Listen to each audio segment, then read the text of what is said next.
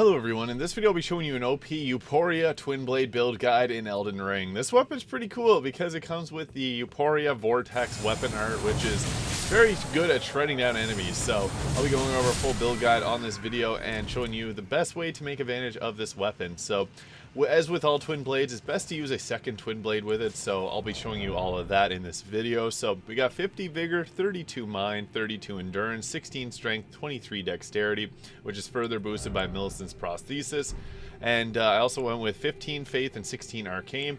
Now for the talisman, I'll get into that in just one second. We just got this guy to deal with, so unfortunately he ran away from this. The only thing is, this does put you in a bit of an animation where you're stuck in place using the spinning attack here, so it does look pretty cool, but it does unfortunately lock you into animation. So for our talisman, it's actually best to go with ones that benefit you for multiple hits, because we can hit multiple times with this.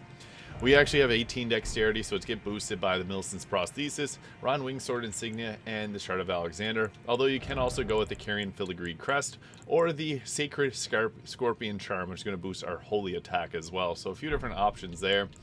I also went with the weight mask because we can actually take a little bit of arcane and cast things like Swarm of Flies, which will boost our damage after we trigger blood loss. So that's a nice little benefit of this, is if you want to use the Lord of Blood's Exaltation as well, you can go that route, and you're going to get a nice 30% boost to your damage.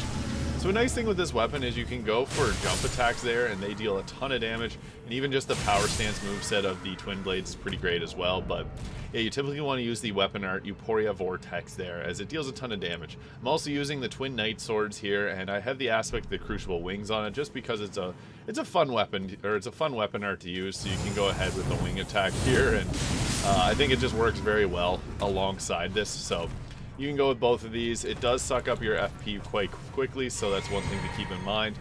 I also like to use the oh, that was not the best attack.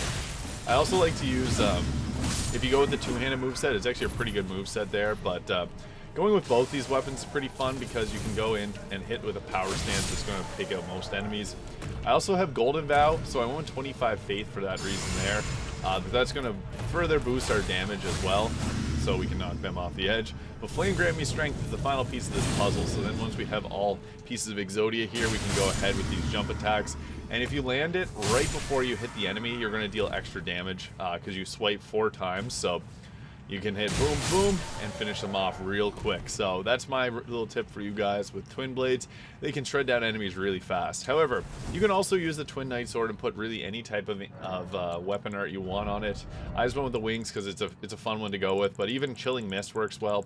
Seppuku if you want to add some blood loss build up to it, and the poison one as well. So there's a few different choices there if you want to increase the overall damage of this weapon. I'd recommend Blood or Frostbite, as they're pretty good damage types, but yeah, typically we want to start with our Golden Vow, get that boost up in our damage negation, as well as the boost to our overall damage dealt. And you bring out the second twin blade, and you can go with your jump attacks that will shred down enemies really quickly, and the EUPORIA Vortex, which is a fun weapon art. It does hit multiple times in a row, so you can take this out on bosses or enemies alike. If you're able to stagger the enemy, that works best, so I'd recommend going for that. And we also have enough faith that we can go with any type of incantation that we want, really. So if you got your favorites, feel free to use them. I just really like using the weapon itself and the EUPORIA spinning blade attack there. So EUPORIA Vortex, very powerful. So yeah, that's a EUPORIA build guide in Elden Ring. If you found this video useful, please hit the subscribe button below. Thank you so much for watching, and I'll see you all in the next